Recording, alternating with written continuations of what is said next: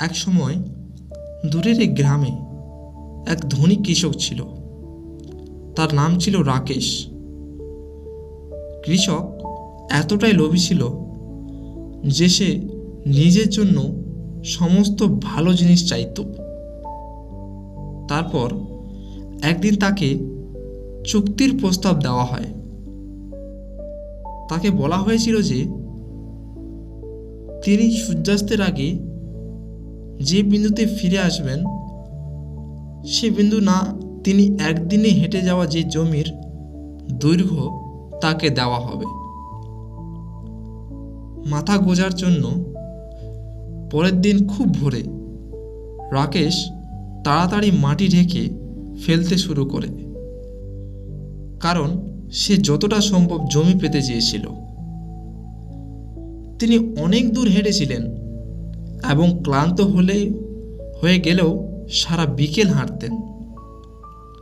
তিনি তা করেছিলেন কারণ তিনি আরও সম্পদ অর্জনের চেষ্টা করেছিলেন। এই জীবনে একবার সুযোগটি তিনি মিস করতে চাননি।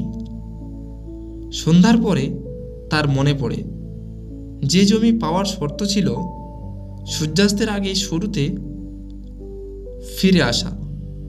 দুর্ভাগ্যবশত তার লোভ তাকে শুরু থেকে অনেক দূরে নিয়ে গেছে। সূর্য কত দ্রুত অস্ত যাচ্ছে সেদিকে নজর রেখে তিনি অবিলম্বে ফিরতি যাত্রা শুরু করলেন। সূর্যাস্ত যতই কাছে এলো তত দ্রুত সে দৌড়ে গেল। তিনি ক্লান্ত হয়ে পড়েছিলেন এবং শ্বাসকষ্ট হয়েছিলেন, তবে তিনি নিজেকে ধৈর্যের বাইরে ঠেলে দেওয়ার পরিমাণ পর্যন্ত চালিয়ে যান। অবশেষে সূর্য অস্ত যাওয়ার আগে যখন সে সূচনা বিন্দুতে পৌঁছে তখন সে ভেঙে পড়ে এবং মারা যায়। এত দূর হাঁটার পরেও কৃষকের যা দরকার ছিল তা ছিল কেবল একটি ছোট্ট জমি, যার উপর তাকে কবর দেওয়া হয়েছিল।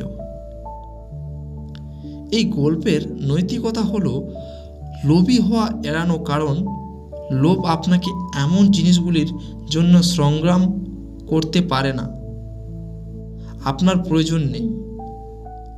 লোভ আপনাকে আপনার স্বাস্থ্য এবং কৃষকের মতো অন্যদের মঙ্গলের কথা চিন্তা না করে যে কোনো মূল্যে জিনিসগুলির জন্য লড়াই করতে বাধ্য করে।